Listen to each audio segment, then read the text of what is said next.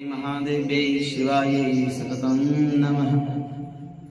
नमः प्रकृतिभद्रायै यतः प्रणतः स्मसाम्। गुरुर्ब्रह्मा गुरुर्विष्णुः गुरुर्देवो महेश्वरः। गुरुर्साक्षात् परब्रह्म तस्मै श्रीगुरवे नमः।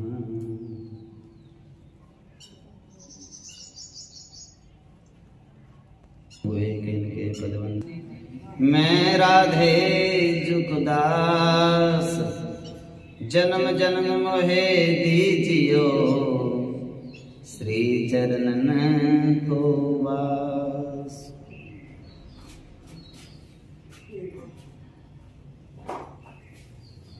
श्री गणेश अम्बा सद्गुरु चरण कमलेभ्यो नमः।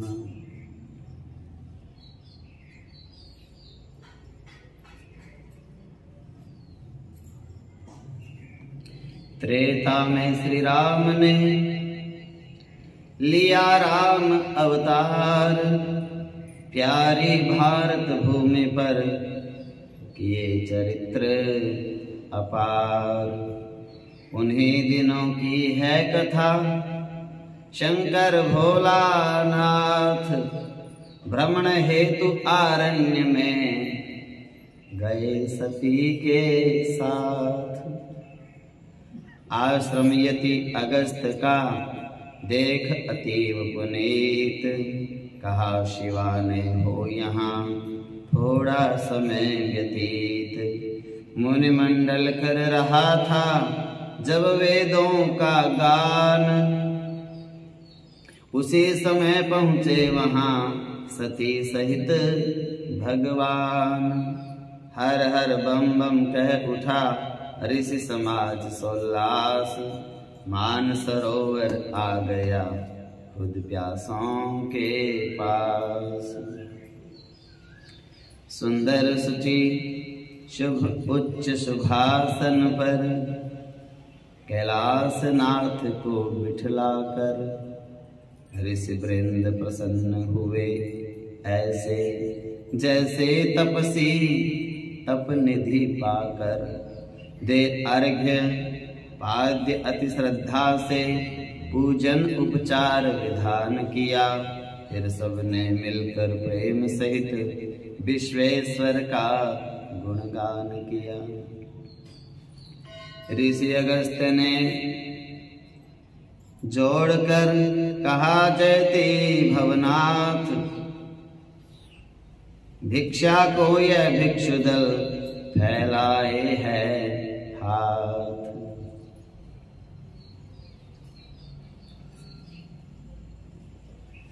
त्रेता युग की बात है। भगवान राम का जो वनवास हुआ, भगवान शिव मां सती के साथ में अगस्त ऋषि के आश्रम में आए राम कथा सुनने। कथा सुनी,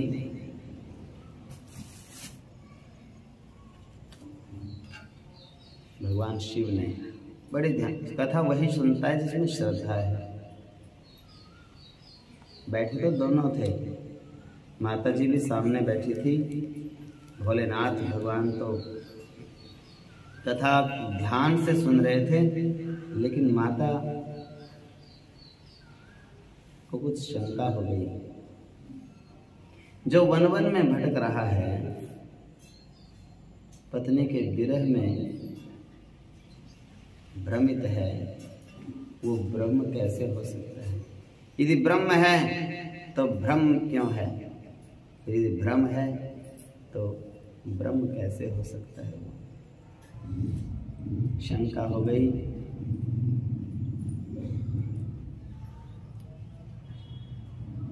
कथा विश्राम लिए और भोले बाबा माता सती को साथ लेकर के कैलाश की ओर प्रस्थान किए। मार्ग में भगवान शिव ने अनेक चरित्र सुनाए मेरे प्रभु के, मेरे राघव के। माँ कहती है मैं परीक्षा लिए बिना नहीं मानूंगी। भोलेनाथ कहते हैं देवी हट छोड़ देनी चाहिए।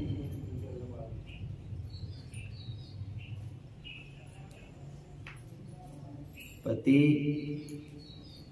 जैसा आदेश करें, माता पिता जैसा आदेश करें, उनकी आज्ञा को शिरोधार्य कर लेना चाहिए। यही देवियों के लिए प्रथम कर्तव्य है।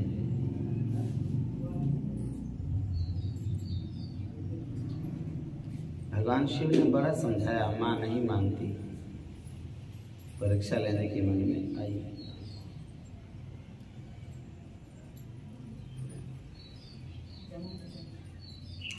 वेदों का मत भी ऐसा है, क्रम यही नीति बतलाती है।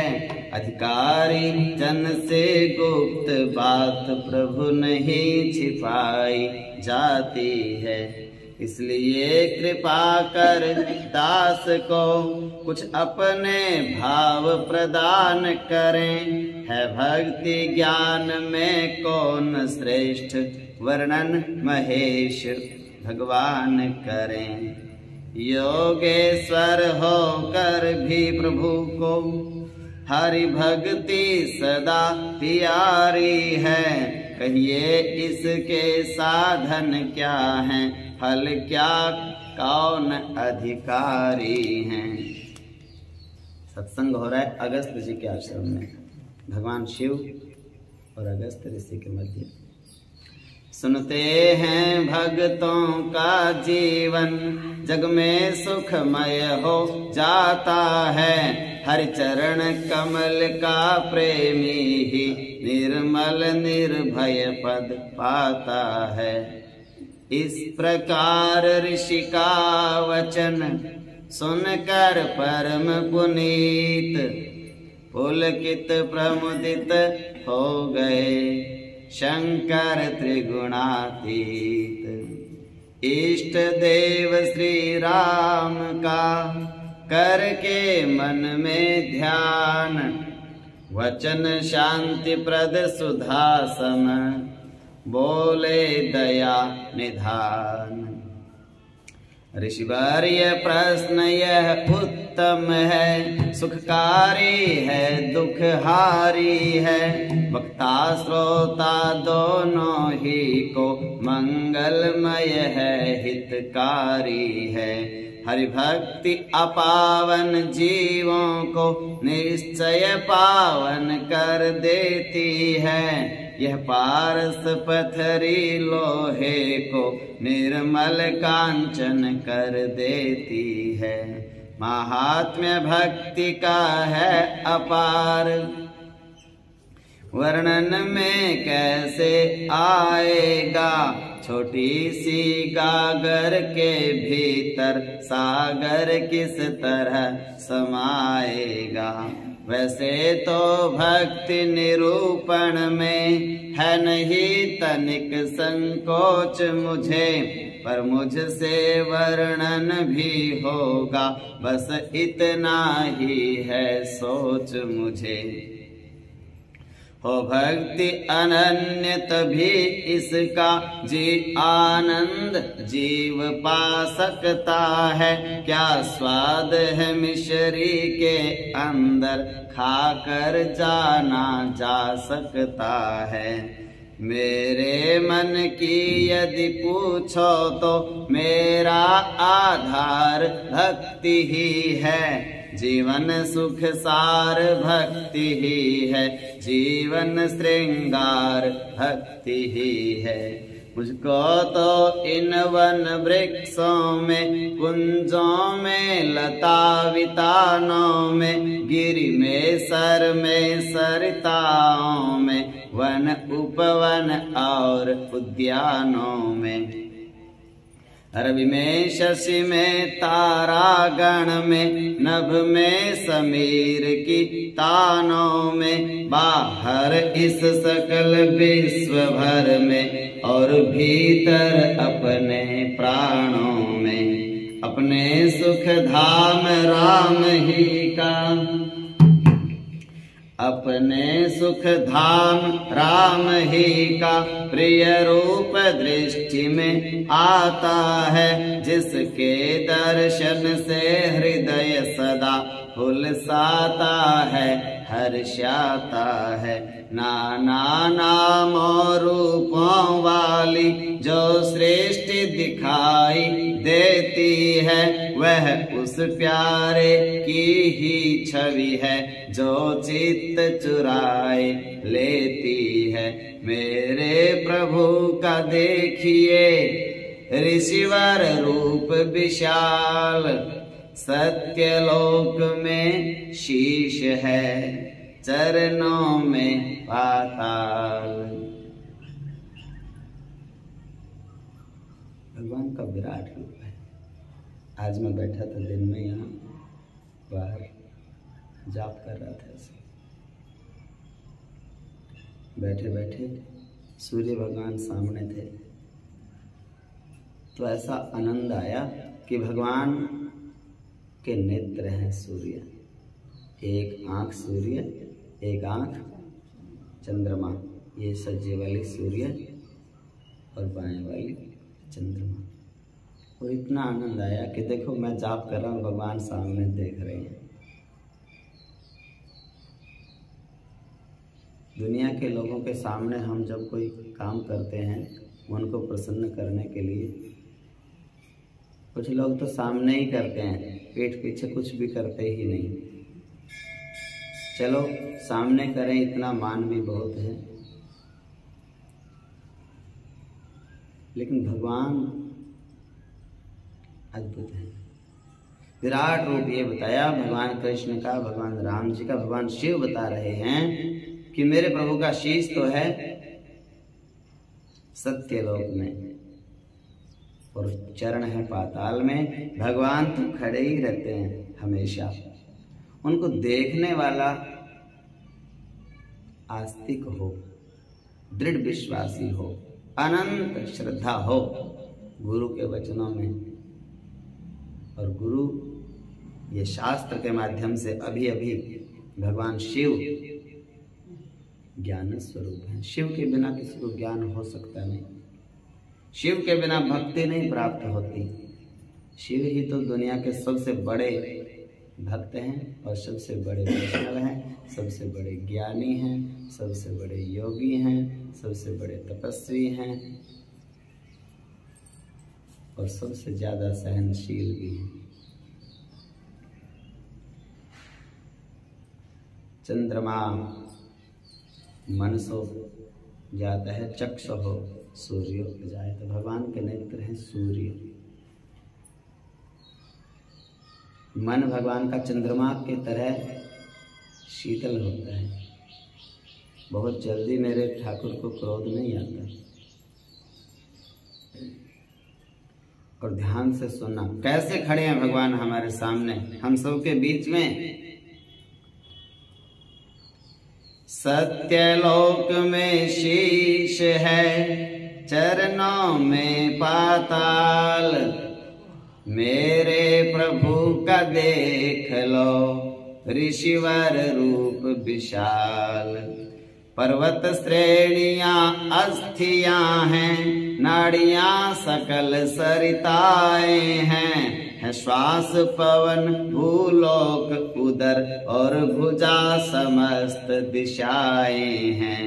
बाकी भृकुटी है इंद्रधनुष, रोमावली सुंदर तरवर हैं। दोनों आँखों के दो तारे रजनी कर और दिवाकर हैं। बिजली उनका हास्य है, तारावली मुस्कान। अखिल गगन तन की त्वचा, सागर हृदय महान। ये समष्टि तन ईश का है, सुख शोभा धाम। व्यष्टि रूप में यही फिर प्रगटा बन श्री राम। विराट रूप तो मैंने आपको बता दिया, ऐसे ऐसे हैं। भगवान हर पल हमारे सामने खड़े हैं। कैसे? शीश सत्यलोक में है, चरण पाताल में है, और मेरे भगवान की, गोविंद की, ठाकुर की, राम की जितने पर्वत हैं वो सब हड्डियां हैं, जितनी नहरें हैं वो भगवान की नाड़ियां हैं, जितने हवा है वो भगवान का श्वास है, पृथ्वी लोक भगवान का पेट है अंदर से उधर, और जितनी दिशाएं हैं वो भगवान की भुजाएं हैं, और इंद्रधनुष होता है एक बरसात के समय में, वो भगवान की भ्रिकुटी है, और जितने पेड़ पौधे सृष्टि में वो भगवान के रोम हैं ये, और दो आंखें भगवान की, सूरज चंद्रमा,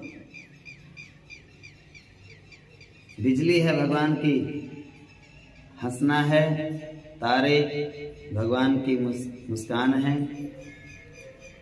अखिल गगन पूरा ये आकाश मंडल ये भगवान का त्वचा है, समुद्र है जितना उतना बड़ा भगवान का हृदय है। ये भगवान का विस्तृत रूप है। समष्टि माने विस्तृत, फैला हुआ, और व्यष्टि माने सूक्ष्म। और सूक्ष्म रूप में देखना चाहते हो तो मेरे राम और कृष्ण का जो श्री विग्रह है बस उतने में ही भगवान समा जाते हैं। मेरी आंखों में हैं दोनों, ये समष्टि रूप को भी मैं याद रखता हूँ हर पल, और ठाकुर जी को भी याद रखते हैं हर पल व्यष्टि रूप से। मेरी आंखों में हैं दोनों, यह रूप भी है वह रूप भी है, सूरज भी है मेरे उपास्य और प्यारी मुझको धूप भी है। देखी समष्टि छवि यदि प्रभु की, तो हृदय हारिणी सुख कर है, और व्यष्टि मूर्ति अवलोकी तो वह उससे बढ़कर सुंदर है। गोपनीय रखना नहीं तुमसे कोई तत्व, इष्ट देव की भक्ति का ऋषिवर सुने महत्व। जैसे हरि के रूप का है अनंत विस्तार, ऐसे ही हरि भक्ति का है महात्म्य अपार। तप यज्ञ योग संयम साधन आत्मोन्नति में उपकारी हैं, पर इनमें गुण के साथ साथ मिलते अवगुण भी भारी हैं। आपस में तापस उन्नति की चोटी पर तप बल से जब चढ़ जाता है, तो होता क्रोधावेश कभी और कभी गर्व बढ़ जाता है। गिर जाता यूं ही कभी कभी योगी भी योग भ्रष्ट होकर, हो जाता पतन काम शर से संचित तप पुंज नष्ट होकर। अणिमादिक अष्ट सिद्धियां भी बाधक बहु बाधक हो जाती हैं, अपना प्रपंच फैला के यह उत्तम को अधम बनाती हैं। संसार की वस्तुओं का नाम है सिद्धि। संसार की कोई भी वस्तु आप मांग लोगे भगवान से, वो आपको सिद्धियां मिल गई, उलझ गए। और सिद्धि क्या होती है? बचपन में एक बात कहती थी माँ, सब माताएं कहती हैं, दादी माँ कहती है बच्चे को, बोले देखो कोको आ गई, और वो कोको आज तक मिली नहीं किसी को। मिली तो नहीं, सुनी तो होगी सबने। जब बच्चा कोई ऐसी जिद करता है, रोता है या परेशान करता है, तो उसको उस चीज से ध्यान हटाने के लिए कहा जाता है उधर देखो, बोले कोको आ गई। ये सिद्धियां बस संसारिक जितनी वस्तु हैं सब को है। ये एक पल के लिए भगवान दिखाते हैं कि मेरे खाली भजन से कुछ नहीं होगा, ये चीज के लिए प्रयास करो। कोई धन के लिए प्रयास करता है, कोई मकान बनाने के लिए प्रयास करता है, कोई बच्चों के लिए बड़ी मेहनत प्रयास करते हैं, लेकिन है सबको को कुछ नहीं है। मतलब एक वहम है, अपना नहीं है कोई। अपने तो मेरे ठाकुर जी, मेरे प्रभु हैं। इतने हम भूल जाते हैं उस चक्कर में। रोज देखते हैं कि मेरा शरीर भी मेरा नहीं है और दूसरे को हम अपना समझ लेते हैं। थोड़ी थोड़ी अपनी भक्ति को उनसे बढ़ाओ, आगे बढ़ाओ। एक ही क्लास में पूरा जीवन नहीं बैठे रहना, आगे बढ़ो। शुरुआत में माता पिता जब बच्चे को स्कूल में लगाते हैं तो माता पिता कई बार ऐसा करते हैं, बच्चे को कहते हैं कि मेरी प्रसन्नता के लिए आप स्कूल चले जाओ, मैं तेरी दादी तब बनूंगी जब स्कूल जाएगा, मैं तेरी माँ तब बनूंगी जब पढ़ेगा। जिसको 20 साल की उम्र में नौकरी मिली, कितना समय वो आनंद लिया उसने उसका संसारिक, और जिसको 50 साल की उम्र में नौकरी मिली 8 साल में रिटायर हो जाएगा, 58 की उम्र में तो रिटायर हो जाता है। कितने दिन उसने सुख लिया, बहुत थोड़ा समय। मैं ये चाहता हूँ कि जो भगवत प्राप्ति है, कुछ लोगों के मन में तो एक भ्रम होता है कि शायद मरने के बाद ही भगवान के धाम में जाते होंगे। ऐसा नहीं, भगवान का धाम कोई अलग धाम नहीं है। जिस घर में आप रहते हो वो घर ही भगवान का धाम है। जहाँ पर आप खड़े हो, जहाँ पर आप बैठे हो, जहाँ पर आपका अन्न जल है, वही भगवत धाम है। ये बात बड़ी दृढ़ता से समझने की है। कोई व्यक्ति सोचता है कि मैं घर में फंसा रहूंगा, कब तक, भगवान के धाम में चलेंगे, वहीं रहेंगे। सृष्टि में ऐसा अलग से कोई भगवत धाम नहीं है। जहां आप रह रहे हो आज जिस घर में, वही भगवान का धाम है। दृढ़ता से ये सोच लो कि मैं भगवान के धाम में ही रहता हूं।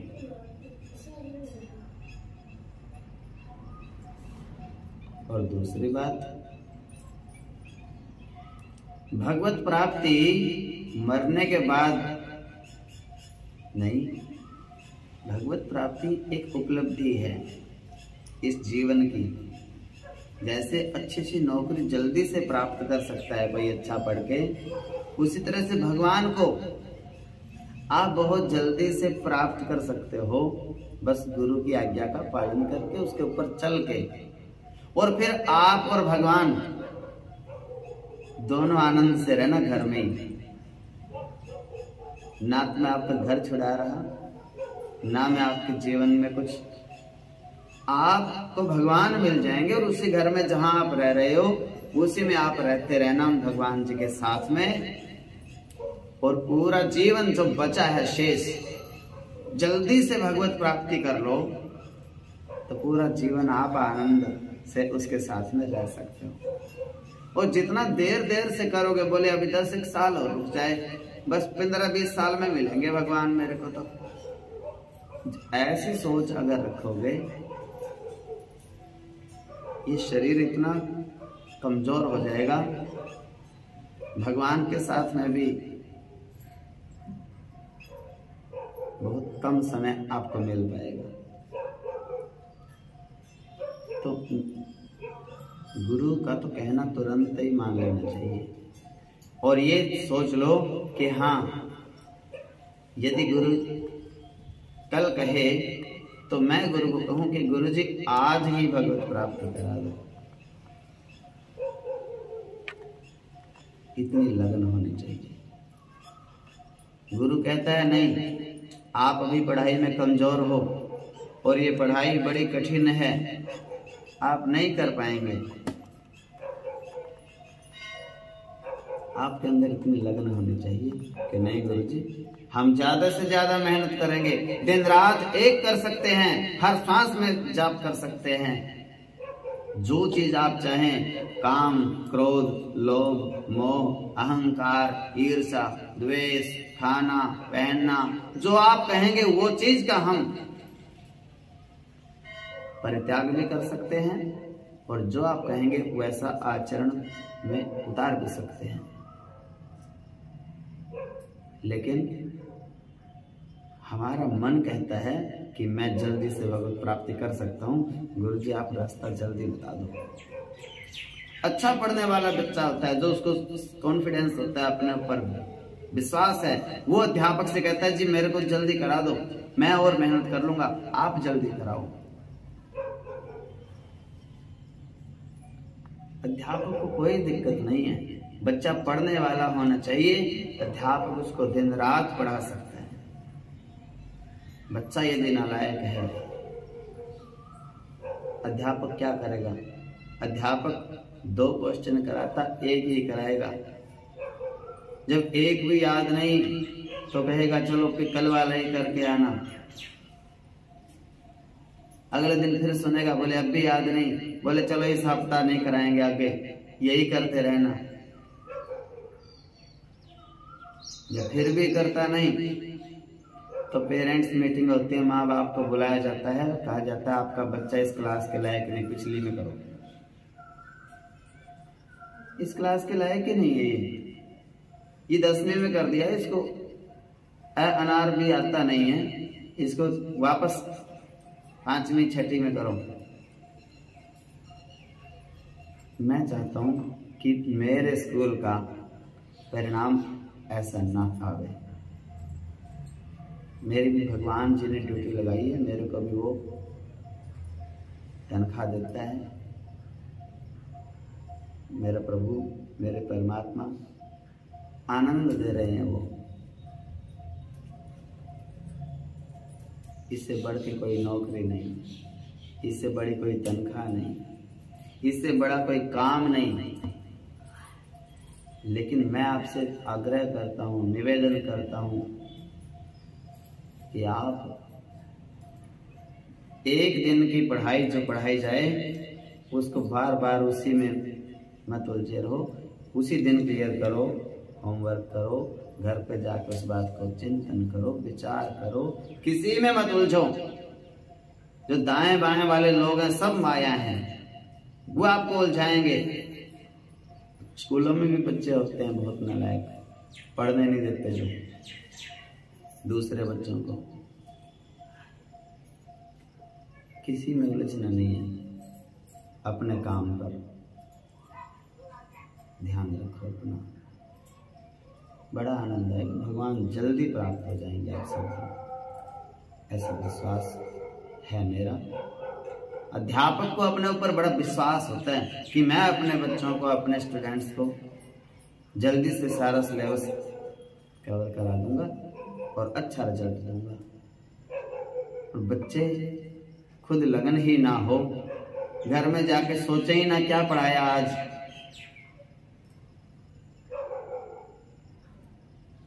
स्कूल में भी कल जो पढ़ाया था आके पूछ लिया, बोले कल क्या कौन सी कथा थी? बोले जी कल तो आया ही नहीं मैं। ऐसे काम नहीं चलता, बार बार वो सौभाग्य प्राप्त शायद ना हो। बड़े ध्यान से सुनो, मन लगा के। तप यज्ञ योग संयम साधन आत्मोन्नति में उपकारी हैं, पर इनमें गुण के साथ साथ मिलते अवगुण भी भारी हैं। तप तो राक्षस लोग भी कर लेते हैं, लेकिन संतों की संगत वो नहीं करते। संतों की संगत का नाम भक्ति है। प्रथम भक्ति संतन कर संगा, दूसरी रति मम कथा प्रसंग। आपको दोनों भक्ति एक ही साथ मिल रही, संत का संग भी और कथा प्रसंग भी।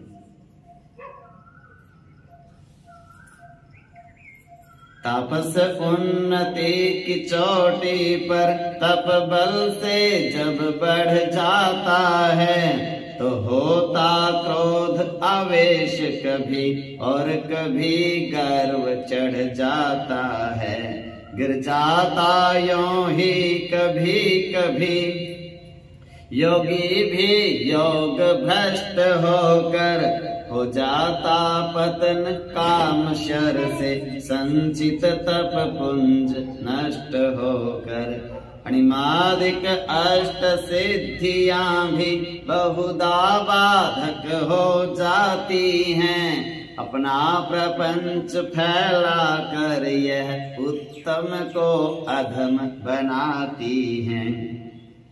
यज्ञानुष्ठान किया जाए तो धन की आवश्यकता है, धन का संग्रह निष्पाप जीव कोई कैसे कर सकता है।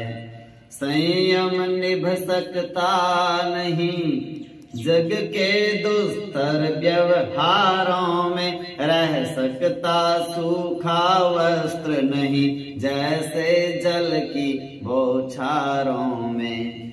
सिंधु नीर में जिस तरह मिला हुआ है क्षार, क्षार कहते हैं नमक को, समुद्र के जल में जैसे नमक मिला हुआ है, यूं ही तप योग आदि में है कुछ क्लेश विकार, किंतु भक्ति सुरसरी का, भक्ति सागर के जैसे खारी नहीं है, भक्ति तो गंगा जल के जैसे निर्मल है। किंतु भक्ति सुरसरी का जल है अमृत समान, जीवन प्रद मीठा विशद शीतल सुख की खान। इस गंगा के सुंदर सुरम्य श्रद्धा विश्वास किनारे हैं, संतोषशील तरु के तट हैं, जिनके फल पौष्टिक प्यारे हैं। धाराएं आठों पैर यहाँ आनंद प्रेम की बहती हैं, अगणित आह्लाद तरंगे भी स्वच्छंद विचरती रहती हैं। इस तट पर वह ही आता है, हों पिछले पुण्य प्रकट जिसके, है राम नाम की नाव यहाँ, श्री राम स्वयं केवट जिसके। यही शास्त्र सिद्धांत है, कही कह रहे यही कह रहे हैं वेद। भक्ति भगत भगवान में तनिक नहीं है भेद। जैसे दृष्टा, दृश्य और दृष्टि तीनों में कुछ एक तत्व हो जाते हैं, वैसे ही भक्त, भक्ति और भगवान एक ही है। भगत में और भगवान में कोई अंतर नहीं है, लेकिन वो भगत ऐसा हो। एक शर्त है, देखिए एक बात बता रहा हूं आपको, ध्यान से सुनो। एक शर्त है मेरे प्रभु की कि मैं किसको मिलता हूं। भगवान बताते हैं, भगवान कहते हैं भैया मैं उसको और उसी समय मिल जाता हूं जिसको मेरे सिवाय और कुछ नहीं चाहिए।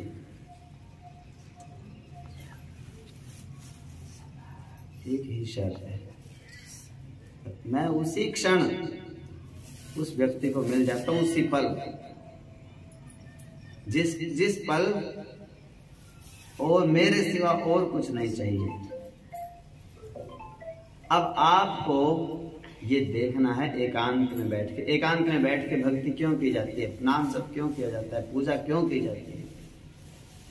एकांत में अपने मन से बात की जाती है, खुद से। हे मेरे मन, अब यहाँ कोई नहीं है, अब तू मुझे बता, तुझे कौन सी ऐसी वस्तु है, कौन सा ऐसा व्यक्ति है, कौन सा ऐसा स्थान है जो तुझे चाहिए। यदि एक भी व्यक्ति, एक भी वस्तु और एक भी स्थान आपके दिमाग में ऐसे आ गया कि वो चाहिए, तब तक भगवान नहीं मिल सकते। और जब आप कहेंगे कोई स्थान नहीं चाहिए संसार का और कोई व्यक्ति नहीं चाहिए इस दुनिया का और कोई वस्तु नहीं चाहिए इस दुनिया की, और मुझे तो केवल आप चाहिए, भगवान उसी क्षण प्रकट हो जाते हैं। लेकिन व्यक्ति इतना उलझा पड़ा है, अंदर चिपकी पड़ी है ये बातें। व्यक्ति बस यही सोचता है कि इतना तो मैंने कर दिया, बस इतना सा और कर दे मैं बच्चों के लिए, अभी थोड़ी सी जिम्मेवारियां और रह रही हैं, अभी जब तक मैं बैठी हूं तब तक मैं ही संभाल रही हूं इन सबको। जब तक ये बात आपके मन में कि मैं संभाल रही हूं, अपने आप को तो संभाल नहीं पा रहे तुम, दूसरों की तुमने वहम कर रखा है अपने मन में कि मैंने संभाल रखा है। ये भ्रम है, ये वहम है। इस भाव को भूलना है। उसी क्षण आपके सामने मेरे प्रभु, मेरे ठाकुर प्रकट हो जाएंगे और आपको कहेंगे, देखो जैसे विदुरानी के घर आ गए थे ना, भगवान आपके घर आ जाएंगे और आप कहोगे धन्य हो गया मेरा जीवन, आपकी ही तो आवश्यकता थी। और जैसे ही भगवान आएंगे, सब सुख, सब ऐश्वर्य, संसार की सब इच्छाएं, कामनाएं सब परिपूर्ण हो जाएंगे। और सांसारिक सुख में अगर आप उलझ गए, एक बार वो वस्तु आपको ऐसे दिखेगी कि लो जो आपको चाहिए था वो ये मिल गया, और आप जैसे उस वस्तु को पकड़ने लगेंगे ना ऐसे, वो तो कोको है, हाथ में नहीं आएगी। दोनों काम एकदम समाप्त हो जाएंगे।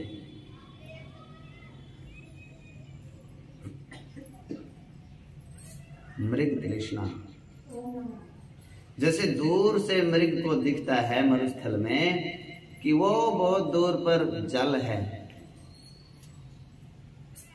और वो मृग दौड़ दौड़ के प्यास लगी है उसको बड़ी जोर की, और प्यास लगी में बड़ी जोर से दौड़ के पहुंचता है वहां पर जहां उसको जल दिख रहा था। अब जब वो दौड़ेगा तो प्यास तो और भी लग जाएगी, गर्मी तो और भी लग जाएगी। बड़े प्रेम से निवेदन कर रहा हूं कि जो आपको एक भ्रम है कि थोड़े से दिन के बाद मैं सुखी हो जाऊंगा, सबके मन में एक भ्रम है। 2, 4, 5 सालों के बाद, 10 सालों के बाद मैं सुखी हो जाऊंगा। ये वही रेत है जिसको आप जल समझ रहे हैं। बस मेरे बालक सेट हो जाएं, उनकी शादियां हो जाएं, उनके विवाह हो जाएं, बेटे के तो हो गया, अब पोती बड़ी हो गई, पोती का हो जाए, पोती का कर दूं, बस एक पोते का हो जाए, पोते को सरकारी नौकरी मिल जाए, बस फिर तो चाहे मैं मर जाऊं। जो इतनी सी बात में आप, ये वही जल है जो जल नहीं है और दिखने में जल है। दिखने में आपको लगता है कि बस 5-7 साल में मेरे सारे काम बन जाएंगे, फिर तो भजन करेंगे। आप सोचो, जब आप 15 साल के थे तो भी आपको ऐसा ही लगता था कि 5-7 साल में मैं सुखी हो जाऊंगा, और भी दुखी हो गए। फिर जब आप 25 के थे तब भी आपने सोचा कि बस 5-7 साल में सुखी हो जाऊंगा, और भी दुखी हो गए। फिर जब आप 30-35 के हुए तब सोचा चलो अब तो अपने हाथ में आने लग गया, थोड़ा अपनी चलने लगी थोड़ी थोड़ी घर में, पहले तो चलती नहीं थी, अब तो ये कहने को लग गया भी मेरा घर है, पहले तो कह नहीं सकते थे कि घर मेरा है, अब बस 5-7 साल में हो सारा ही मेरा हो जाएगा सब कुछ, फिर सुखी हो जाएंगे।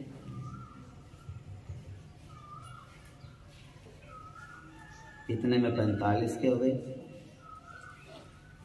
फिर भी कोई सुख नहीं। बच्चे इतने परेशान करने लगे, ये दिलवा दो, वो दिलवा दो, ये दिलवा दो, वो दिलवा दो। और फिर सोचा चलो इनकी शादी करके ये सेट हो जाएं, फिर हम फ्री हो जाएं। माँ सोचती है ना बस एक बार इस बेटी की शादी कर दूं, फिर कोई चिंता ही नहीं। और ये नहीं पता शादी के बाद तो खर्चे शुरू होते हैं, बोलो जैसे तैसे। पहले तो 2 रोटी खाती है कन्या देवी बेचारी, और उसको रोटियां तो बाहर हो रही हैं, बोले इसकी शादी करके बस अपने घर चले जाए। और शादी के बाद फिर पता चलता है, बोले खर्चा तो अभी शुरू हुआ। पहले तो जैसा देते थे ऐसा पहन लेती थी, जैसा देते थे ऐसा खा लेती थी, अब तो उस पे हाथ रखती है जो, बोले इसके बिना मेरे को और कुछ लेना ही नहीं। ये वो जल है। आप काम करो, अपने कर्तव्य करो, फर्ज पूरे करो, आनंद से करो, लेकिन ये मत सोचो कि ये संसार की चीजें आपको सुख देंगी। संसार के बच्चे, संसार के लोग, अपने बच्चे, अपने लोग, ये आपको कभी सुखी करेंगे? यदि आप ऐसा सोच रहे हैं तो आप गलत अर्थ कर रहे हैं। किताब होती है ना, अर्थ उसका कुछ और है और लगा रहा है कोई गलत अर्थ। जैसे एक भजन गा रही कि मैं जहां भी जाऊं बरसा ना मिले। मैंने कहा ये क्या कह रही है? बोले ये कह रही है, ये गाने वाली है, भजन गाती है भगवान ठाकुर जी के, और ये कहती है मैं जहां भी मेरा प्रोग्राम होवे ना वहां वर्षा ना मिले। मैंने कहा वर्षा नहीं, ये बरसाना कह रही है। बोले नहीं गुरुजी, अगर वर्षा हो गई तो इसका प्रोग्राम कैंसिल हो जाएगा। ये कह रही है भाई मैं जहां भी जाऊं वर्षा ना मिले। अब अपने अर्थ लगाते हैं। मैंने कहा ये संसार के लोग भी ऐसे ही अपने अपने अर्थ लगाते हैं। यदि तुमने सोच रखा है कि हम सुखी हो जाएंगे बस 5-7 साल में, भगवान के नाम के बिना, भगवान को प्राप्त करने के बिना कभी सुखी नहीं हो सकते। दीन कहे धनवान सुखी, धनवान कहे सुख राजा को भारी, राजा कहे महाराजा सुखी, महाराजा कहे सुख इंद्र को भारी, इंद्र कहे चतुरानन को सुख, और ब्रह्मा कहे सुख तो विष्णु को भारी। और तुलसीदास ने विचार किया, हरि के भजन बिना सब जीव दुखारी। भज गोविंदम भज गोविंदम, गोविंदम भज मूढ़ मते। हे मूढ़ बुद्धि भज गोविंदम, भज गोविंदम, गोविंदम भज मूढ़ मते। क्यों मूर्ख हो रहा है? मैं 5-7 साल में सुखी हो जाऊं, कभी नहीं हो सकता। क्यों इस शरीर को, कंचन देह को क्यों नष्ट कर रहे हैं? अपने आप गल जाएगा, ये सड़ जाएगा आड़ू के फल की तरह। बस 2 दिन रख दो, कुछ भी नहीं, ये ऐसे ही सड़ने वाला, रोज सड़ रहा है, जा रहा है, ये नष्ट हो रहा है क्षण क्षण।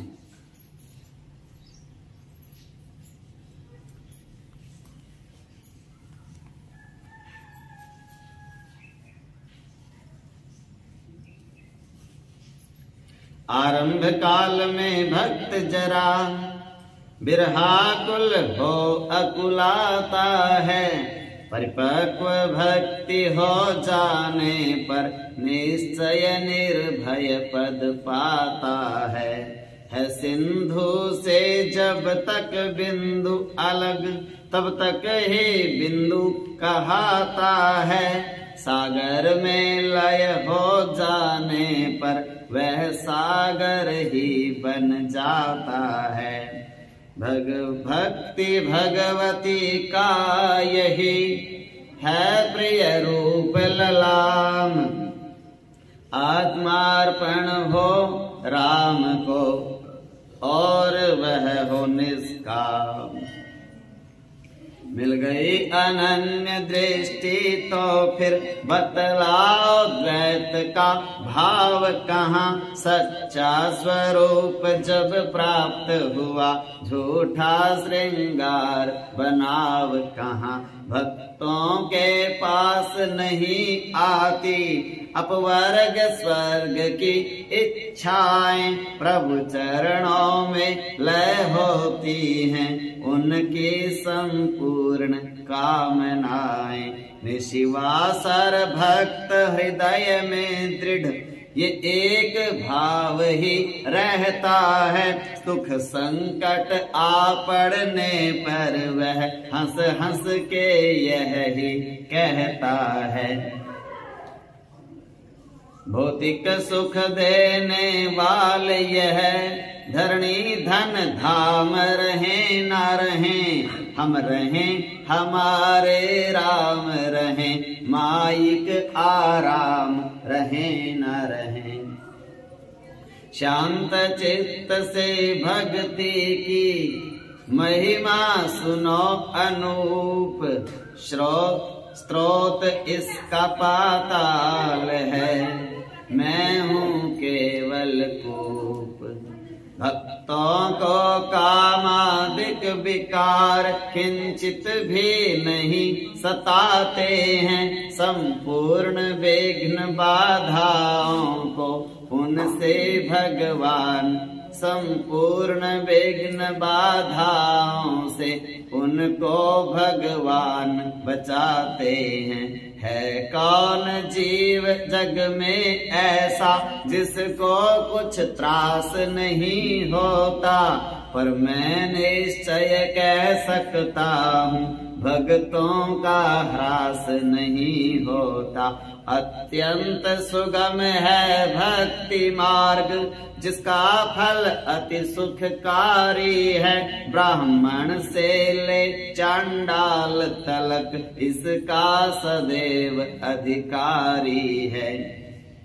भक्ति भक्त को ही नहीं करती है अनुरक्त, रहते हैं भगवान भी सदा भगत आसक्त। नारद इसका गुण गाते हैं, शारद इस पर बलिहारी है, सर्वोपरि मुक्ति कहाती है, पर सदा भक्ति से हारी है। इस भक्ति तत्व को पाने का वेदों में बहुविधि वर्णन है, मेरे मत से श्री राम कृपा, श्री राम नाम आराधन है। अधिक क्या कहें भक्ति की, ऋषियों शक्ति महान, भगत बने माता पिता, पुत्र बने भगवान। भक्ति पक्ष में एक अब कहता हूँ दृष्टांत, विद्वज्जन सुनिए उसे करके चित्त प्रशांत। भगवान इतना भगत के वश में हो जाता है। भगवान जो सृष्टि का पिता है, जगत पिता, जगन्नाथ, विश्वनाथ, वो तो बालक बन जाता है, और जो भक्त है वो माँ बाप बन जाते हैं उसके। उनके घर में जन्म ले लेता है, अवतार ले लेते हैं, पैदा हो जाते हैं। इतने भक्तों के वश में है भगवान। ये आर्य देश के उत्तर में जो तपोभूमि कहलाती है, जिसकी शोभा को देख देख सुरपति नगरी शर्माती है। सांसारिक विषयों से मनुष्य जब उकताते अकुलाते हैं, तब पूर्ण शांति पद पाने को उस पुण्य भूमि पर जाते हैं। उस जगह तपस्वी राज एक अति घोर तपस्या करता था। नाना प्रकार तप से तप कर हल मोक्ष समस्या करता था नियम गर्मियों में उसका पंचाग्नि लगा तपे रहना। जाड़ों में गंगा के भीतर मंत्रादिक को जपते रहना। इसी तपस्वी के निकट रहता था एक भक्त, सच्चा प्रेमी राम का, जग से पूर्ण विरक्त। एक भक्त था, एक तपस्वी था, दोनों रहते थे उत्तर दिशा में। यही है उत्तर जहाँ हम रह रहे हैं। उत्तर भारत बोलते हैं हम हमारे को। रेल के ऊपर लिखा देखा होगा ना, उत्तर रेलवे, ये उत्तर भारत है। ये भक्त तपस्वी के समान विद्या और गुण की खान न था। सर्दी गर्मी का निश दिन का इसको किंचित भी ज्ञान न था। भोजन और भजन खूब करता, लेकिन ना नेम के बंधन से वह रीति नीति को क्या जाने, जो बंधा प्रेम के बंधन से। ये ऊंची बात है थोड़ी। जब बच्चे को शुरू में स्कूल में लगाते हैं ना, तो उसको आंगनबाड़ी में लगाते हैं और उसका समय फिक्स होता है, निर्धारित होता है। बच्चे को यही रहता है कि बस पढ़ना तो सुबह ही होता है, 8 से 11, दो घंटे का होता है वो, 9 से 11 आंगनबाड़ी। बच्चे के दिमाग में उस समय यही बात होती है कि बस पढ़ने का टाइम तो 2 घंटे ही होता है, उसके बाद तो खेलना ही है। लेकिन जब वो बच्चा बड़ा हो जाता है, अपने बड़े कोर्सेज करता है, तो उसको पता है कि एकांत कभी भी मिल जाए और कभी भी पढ़ सकते हैं हम। फिर वो रात को पढ़ लेते हैं, दिन में पढ़ लेते हैं, नहा के पढ़ लेते हैं, बिन नहा के भी पढ़ लेते हैं। उसी तरह जो भक्त की प्रारंभिक अवस्था है वो नियमित होती है, बंधन में होती है, थोड़ा नियम कठोर होते हैं उसके। लेकिन जो भक्ति ऊंची हो जाती है, फिर उसका क्या रहता है, संसार के लिए सब नियम पालन उसको भी करने पड़ते हैं। क्यों? क्योंकि अगर गुरु गलती करेगा तो चेले तो उसको देख देख के अपने आप ही करेंगे। लेकिन वो अपने अंतःकरण से बस एक ही काम जानता है, भगवान का चिंतन करना, भगवान का ध्यान। अब वो उसका भक्ति के ऊपर निर्भर करता है कि वो पढ़े पढ़े भी भगवान का चिंतन कर रहा है, बैठे बैठे भगवान का चिंतन कर रहा है, सोए सोए भगवान का चिंतन कर रहा है, चलते फिरते भगवान का चिंतन कर रहा है, बात करते करते भी भगवान का चिंतन कर रहा है। सामने वालों को भगवान समझ के भगवान के दर्शन कर लेता है। पेड़ पौधे में, पशु पक्षी में, ग्वाल बालों में, बच्चों में, गोपालों में, माताओं में, बहनों में, सब में भगवान को देख लेता है। जहां भी उसकी नजर पड़ती है प्रहलाद की तरह, उसको वहीं पे नारायण दिखते हैं। अद्भुत हो जाती है, उसका ऊंचे लेवल पे होती है। सबसे प्रेम, सबको ऐसा लगता है, सब में उसको भगवान दिखते हैं कि आ गए मेरे प्रभु।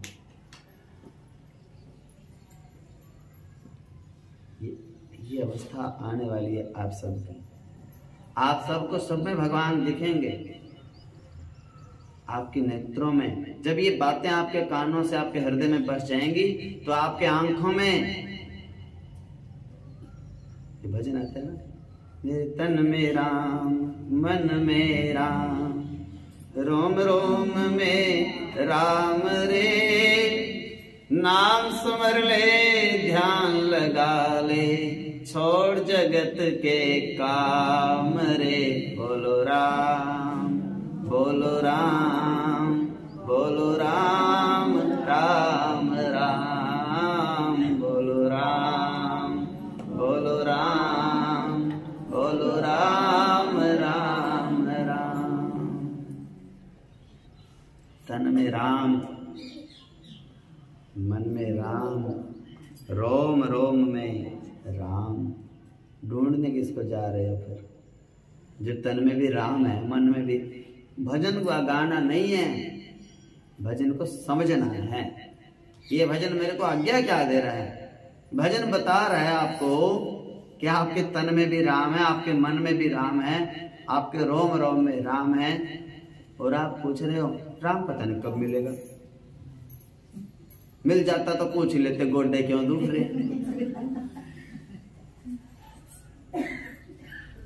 ये बात नहीं है।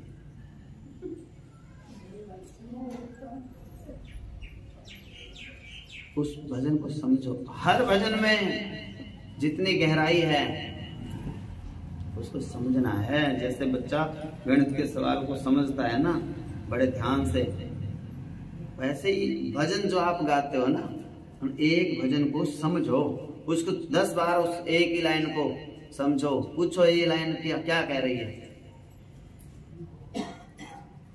एक ही लाइन को पूछो, जो आपके साथ में बैठते उससे पूछो ये भजन याद है? बोले हाँ याद है। चलो इसका अर्थ करते हैं, अर्थ क्या बनता है इसका। कोई बात नहीं मिल रही, निंदा चुगली को छोड़ना चाहते हैं हम, तो छोड़ के और एक जो भजन हमारे को याद है उसके अर्थ सोचो, इसका अर्थ क्या होता है। जो आप भजन गाते हैं, गाते गाते 20 साल हो गए, मतलब क्या है इसका? ये भजन आज्ञा क्या दे रहा है मेरे को? आज्ञा देख ही नहीं रही। माला तो कर में फिरे, जी फिरे मुखमाई, मनुआ तो चाहूं दिशि फिरे। ये तो सुंदरण नहीं, फिर तो लंबा समय लगेगा। फिर तो पहली क्लास में 12 साल, दूसरी क्लास में 15 साल, तीसरी क्लास में 18 साल, इतने उम्र खत्म। ऐसा नहीं करना। ऐसा काम कर दो कि मेरे को इतनी प्रसन्नता हो जाए, कल आप सब आओ तो आप ये पूछो कि क्या आदेश है मेरे लिए, और हम बताएं कि आप अपने स्वभाव को थोड़ा सा और सुधारो, थोड़ा सुधारो। और जब हम आपकी कमियां बताएं तो आपको खुशी हो जानी चाहिए कि देखो हमारे मैल को और गुरुजी उतार रहे हैं। अंतःकरण पे मैल चढ़ा है, उस मैल की वजह से क्रोध आता है, काम आता है, अहंकार आता है, लोभ होता है, वही तो मैल है। भाई ऐसा गुरुजी आप बना दो खुद ही कि हमारे क्रोध आए ही ना। काम क्रोध लोभ मोह अहंकार होवे ही नहीं मन में। बस एक ही विचार आए जब भी आए, मेरे ठाकुर मेरे सामने बैठे हैं और मैं उनके सामने बैठा हूँ। वो मुझको देख देख के आनंदित हो रहे हैं और मैं उनको देख देख के प्रसन्न चित्त हो रहा हूँ। बस यही बात। और मैं उसको हर रोज जो मेरा मन करता है वो खिलाता हूँ, जो मेरा मन करता है वो सुनाता हूँ, जो मेरा मन करता है वो बातचीत उससे मैं करता हूँ। बड़ी बात है, कैसे बताऊँ? मन तो बहुत करता है कि आप सबको अभी इसी समय भगवान के दर्शन करा दूं, लेकिन संस्कृत में कोई यहाँ पर एक मैं श्लोक लिख दूं और अनपढ़ आदमी सामने बैठे हैं, उनको कहूं दिख रहा है? हाँ दिख रहा है। क्या दिख रहा है? अक्षर लिख रखे।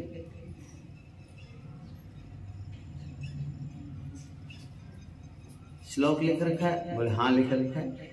दिख रहा है? हाँ दिख रहा है। क्या मतलब है? पता नहीं। समझ गए?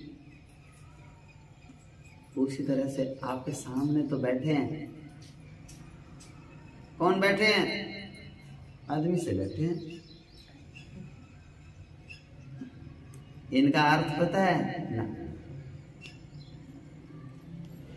अब वही व्यक्ति जिसको अर्थ पता है उसको वो भगवान दिख रहा है।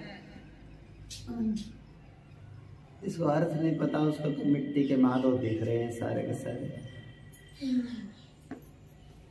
बोलिए कौन? बोले हमारी पड़ोस है। कोई शोर नहीं है इसको, ना बोलने का शोर, ना करने का, ना कुछ बात का। हाँ बोले खाने की पड़ी जाती है बस।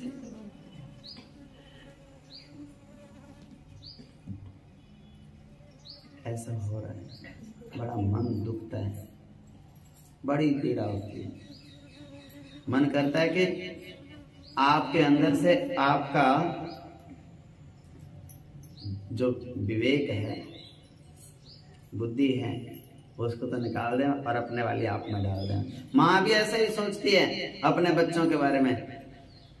माँ सोचती है हमने बड़े दुख दिले, अपना दिमाग बच्चों में डाल दें बस। और बच्चे इतने नालायक होते हैं कि बस रहने दो, पुराने जमाने के हो तुम तो, नई जनरेशन का आपको ज्ञान नहीं है। माँ बाप फिर कहते हैं कोई बात नहीं, 2 घंटे पीछे यही आएगा नई जनरेशन वाला, फिर बताएंगे तेरे को। ठोकर लगेगी ना, नई जनरेशन फिर हमारे पास ही आएगी। बोले अब समझौता करा दो, हो गया हमारा तो। 1 घंटे पहले तो बड़ा प्रेम था, और 1 घंटे बाद बोले माँ समझा लो इसको। बस इतनी देर में ही। अभी तो हंसते खेलते छोड़ के आई थी, इतनी देर में मैं मंदिर तक आई, इतनी देर में ही बस जूता पुजारी।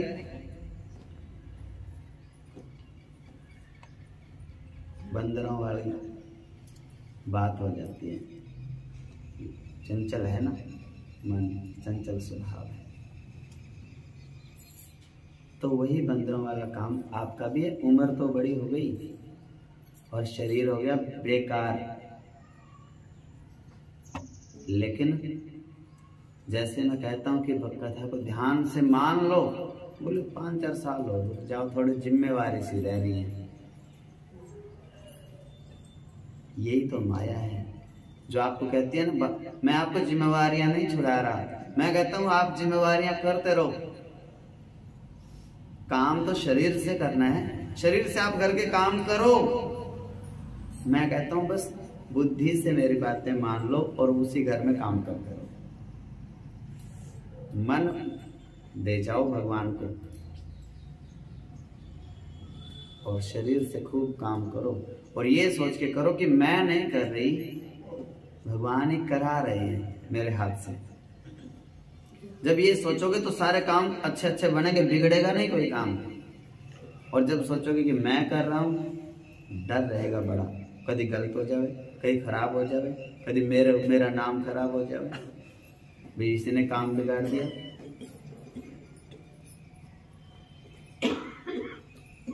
भगवान को सौंप दो। याद रखनी है ये बातें जो बता रहा हूं। राम कहाँ है? मेरे तन में राम, मेरे मन में राम, और रोम रोम में राम। नाम सुमर ले, ध्यान लगा ले, छोड़ जगत के काम। काम कहाँ से छोड़ने? हाथ से नहीं छोड़ने, दिमाग में से निकालने हैं बस। दिमाग में भगवान को बिठा लो, काम शरीर से संसार के करते रहो। इतनी सी शिक्षा है। एक भक्त था और दूसरा तपस्वी था।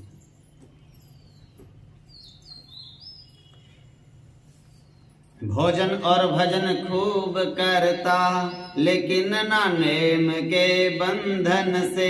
वह रीति नीति को क्या जाने, जो बंधा प्रेम के बंधन से। हरि का कीर्तन करते करते हो जाता था संन्यस्त। कभी हंसता था, कभी कभी रोता, सुखी कभी तो त्रस्त कभी। कहता था प्यारे राम कहीं दिल का न दर्द जाए दिल से, तुम मिलो चाहे मत मिलो मगर यह ध्यान न हट पाए दिल से। मिल जाए मुक्ति पद तप द्वारा यह तपसी मन की इच्छा थी, पर भक्त उपासक था हरि का हरि के दर्शन की इच्छा थी। एक दिवस आए वहां नारद मुनि गुण धाम, कहते हैं 2.5 घड़ी इन्हें नहीं विश्राम। तापस को देखा जभी कहा तपस्वी धन्य, निरख भगत को कह उठे है वह भक्त अनन्य। नेम प्रेम 2 मार्ग हैं उनमें उत्तम कौन, ऋषिवर की इस सोच में बुद्धि हो गई मौन। तत्काल पहुँच कर विष्णु लोक शंका का समाधान चाहा, दोनों में बड़ा कौन सा है हरि से ये सत्य ज्ञान चाहा।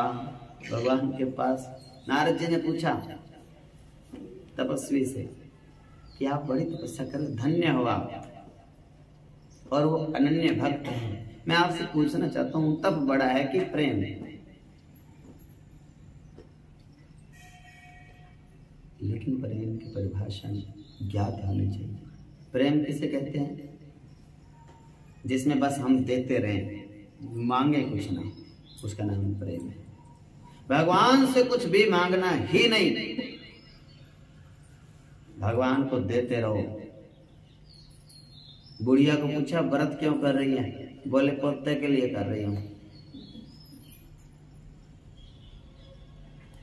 हंसी पड़ी है बुढ़िया चक्कर में। जाप क्यों कर रही है? बोले घर में सुख शांति के लिए कर रही हूं। उलझे हुए तो खुद हो।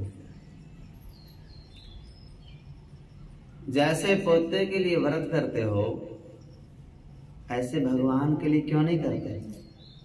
मैं तो भगवान के लिए करती हूं। मेरे छोटे से लड्डू गोपाल, इतनी संसार की चिंताएं उसको संभालनी पड़ती हैं, मैं उसकी शांति के लिए करती हूँ कि भगवान प्रसन्न रहें। भगवान के सब काम बनते रहें, मेरा कोई काम बने ना बने, मेरे भगवान के काम बन जाएं सब। जब भगवान के सब काम बन जाएंगे मेरा काम उसी में आ जाएगा। और भगवान को कितने प्यारे लगोगे आप। देखो आपके लिए, आप देखना अपने घर में, आप सबको कह दो भैया मेरे को 500 रुपये महीना देना है सबने, तो दे भी सकते हैं घर के लोग, बड़ी बात नहीं है। लेकिन आप उनके घर, आपके घर के लोग जो कहते हैं हम आपसे बहुत प्रेम करते हैं, आप उन लोगों को एक बार बोल के देखो कि मेरे नाम की एक माला रोज फेर दिया करें। नहीं फेरेंगे, वो कहेंगे खुद ही की नहीं फेरते हम, तेरे नाम की कैसे फेर देंगे हम। जो आदमी तुम्हारे लिए 5 मिनट का समय निकाल के और एक माला आपके लिए भगवान के नाम की फेर नहीं सकता, और उसके ऊपर तुम इतना विश्वास करे बैठे हो अंधे होके, बोले ये तो हमारे हैं। उसके पास 5 मिनट आपके लिए नहीं, आपने सोच रखा कि इनका तो पूरा जीवन मेरे लिए है। बड़ी बहुत भूल में हो। उसको समझाओ उनको कि अगर तुम मेरे हो तो मेरी सुख शांति के लिए, मेरे शरीर के लिए, मेरे रोगों के लिए, मेरे को भगवत प्राप्ति के लिए, मेरे घर में सुख शांति के लिए आप मेरे लिए 5 मिनट माला फेर के दिखाओ। सबके सब भाग जाएंगे। जो आपके लिए 5 मिनट माला नहीं फेर सकते, 24 घंटे में और आप 24 घंटे उनको दिमाग में घुसेड़ के रखते हो, दिमाग में बोले हाय इसका भी हो जाए काम, बस फिर तो चाहे मैं सुखी हो जाऊं, इसका और बन जाए फिर मैं सुखी हो जाऊं, इसका भी बन जाए फिर मैं सुखी हो जाऊं। संतों के पास जाती हैं माताएं बड़ी दूर दूर, बेटा कहना नहीं मानता, कुछ कर दो। मैंने कहा बेटे को मंदिर तक बुला दो। बोले ना यही तो मुश्किल है, यही तक तो आता नहीं, अगला यहाँ तक आ नहीं सकता और तुम उसके लिए कहीं भी जाने के लिए तैयार हो। क्यों? जब वो तेरा नहीं है तो तू भगवान को अपना क्यों नहीं मानता? तू उसी को अपना मान रहा है फिर भी। तो भगवान को अपना मान, उनके काम अपने आप बन जाएंगे। एक भगवान का भक्त हो जाए घर में से, सबका उद्धार कर देता है। एक भक्त हो जाए पूरे गांव में से, पूरी नगरी का तार देता है। राजा हरिश्चंद्र पूरी काशी जी को वैकुंठ लोक में ले गए थे। आप स्वयं तो करो कुछ। बहुत आत्मा से समझाता हूँ, कथा मेरे बीच में ही रह जाती है आपको समझाने के चक्कर में। लेकिन मैं सच सोचता हूँ कि कथा का उद्देश्य तो यही है, लेसन पूरा करना जरूरी नहीं है अध्यापक के लिए। अध्यापक के लिए जरूरी है कि क्वेश्चन एक समझ में आया कि नहीं, जो कराया जितना कराया उतना समझ में आया कि नहीं आया। पूरा पढ़ा दिया, पूरी किताब पढ़ा दी ऐसे, और समझ में कुछ भी नहीं आया। तो कथा तो भगवान की कथा है, ये भगवत दर्शन कराती है। अगर आपको भगवान का दर्शन नहीं हुआ सबको, मेरा कथा सुनाना व्यर्थ है, ऐसा मेरा संकल्प है। बस लगन अब आप अपने हृदय में जगाइए, और एक बार भगवत प्राप्ति आप सबको हो जाए, और बहुत आसान है, इसीलिए लगा पड़ा हूं मैं। नास्तिक लोगों के लिए तो भगवान होता ही नहीं, और जिसमें श्रद्धा नहीं है उनके लिए भगवान तो होता है, लेकिन उनकी वाणी वाणी में होता है। उनको विश्वास नहीं कि भगवान दर्शन दे देंगे, क्योंकि श्रद्धा ही नहीं है इतनी। लेकिन जब प्रहलाद के जितनी श्रद्धा हो जाएगी, फिर वो ये नहीं कहता कि भगवान का दर्शन नहीं होता। वो कहता है पिताजी आप में भी, खंबे में भी, खड़ग में भी, सब में भगवान है। और रोज आपका ऐसे चमत्कार दिखेंगे, रोज भगवान की लीलाएं अपनी आंखों से दिखेंगी।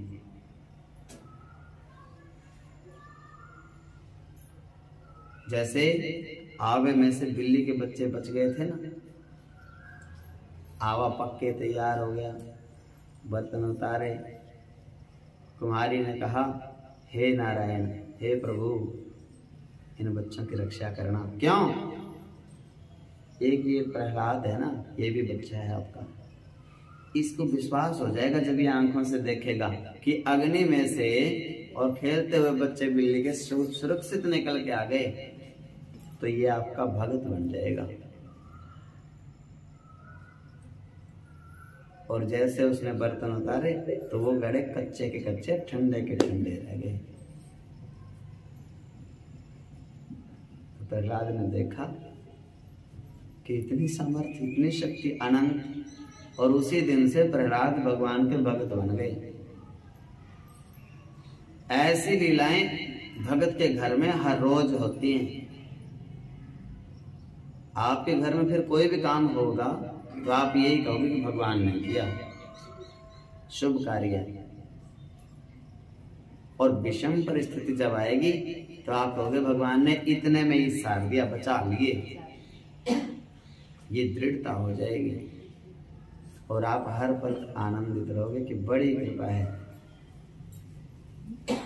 करोड़ों रुपए से भी ऐसा ज्ञान मिलता नहीं। और मैं प्रतीक्षा करता हूं कब 4:30 बजे और कब कथा का टाइम हो, इंतजार रहता है। और मन तो ऐसा करता है मैं 24 घंटे कथा सुनाता ही रहूं और कोई सुनता रहे, थकता नहीं, मन करता है सुनाने। लेकिन कई बार क्या हो जाता है, कभी शरीर है, कभी गले में खराश हो गई, कभी तापमान बिगड़ गया, कभी खान पान सही समय पे नहीं किया, उधर ध्यान तो रहता नहीं, खाने पीने का तो कोई ध्यान नहीं है। अभी मैं कमरे में गया, रात को दूध दिया था इन्होंने, ऐसे ही रखा है। मैंने कहा ये दूध कब दे के गए, फिर वो ध्यान आया, बोले मैं कहा रात का ही, ऐसे करके देखा जमा पड़ा है। 2 रोटी खा लेते हैं, खाने के बाद मन में आ जाता है क्या करना है, बहुत है, 2 भी बहुत है, 4 खा के भी कुछ नहीं, 2 भी बहुत है, जीने के लिए तो खा रहे हैं। काम एक ही है, जीवन का उद्देश्य एक है, भगवान को पाना। अब भगवान मिल भी गए, किसी को ज्ञान हो जावे माता पिता को, तो फिर वो चाहता है बच्चों को भी वही मिले, मान सम्मान मिल जाए, एक मुख्यमंत्री बन जाए कोई, वो चाहता है मैंने तो मुख्यमंत्री का पद करके देख लिया 10 साल, अब मेरे बेटा बन जावे आगे, यही तो रहता है। तो संत को यही रहता है कि जैसे भगवान का दर्शन मेरे को हुआ, अब इनको भी हो जाए, क्योंकि ये मेरे साथ में जुड़े हैं, मेरे साथ में एक ही है, मेरे परिवार है, ये सब मेरे बच्चे हैं, सब मेरे बहन भाई हैं, मेरी माताएं हैं। अब अकेले कभी अकेली माँ ने रोटी खाई और बच्चों ने नहीं खाई तो आत्मा शांत नहीं, मन टिकता नहीं है। अब मैं वही सोच रहा हूं, जो सुख मेरे को मिल रहा है, जो रोटी मैंने खा ली वो आपको भी दे दूं, लेकिन आप हैं कि तैयार ही नहीं है उसके लिए, भगवत भजन के लिए। उसमें एक विधि है कि संसार के लिए, संसार की वस्तुओं को नहीं मांगना और भगवान को ही मांगना है। अब आप ये परहेज करते नहीं हैं। अब ठंड लगी हुई है, बुखार है बड़ा तेज, सर्दी लग रही है और बच्चा आइसक्रीम मांग रहा है। पहले तेरे को ठंड लगी हुई है, सर्दी लगी हुई है, बुखार इतना तेज है और कह रहा है मुझे तो आइसक्रीम ही खानी है।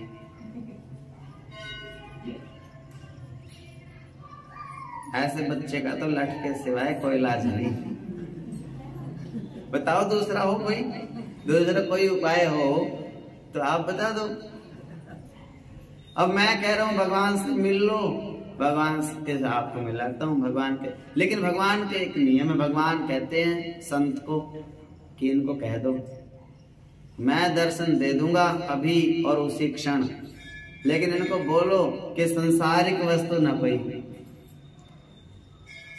मांगे, और संसारिक वस्तु मांगेंगे तो वो वस्तु मिलेगी एक दिखने के लिए। संसारिक वस्तु किसे कहते हैं? जो केवल दिखने के लिए मिलती है, होती नहीं है। सबने करके देखा है ना, बोले बस बेटा का ब्याह हो जावे और बहू आ जावे फिर तो बस मौज है, और जिसने वो मौज देख ली वो बताओ फिर तो मौज हो जाएगी। और जिसने वो मौज देख ली फिर पता लग गया, बोले यही मौज थी क्या? ओहो, इस मौज से तो ऐसे ही पहले ही मौज में थे। कल तो सुनाएंगे आगे की कथा। बोली वृंदावन।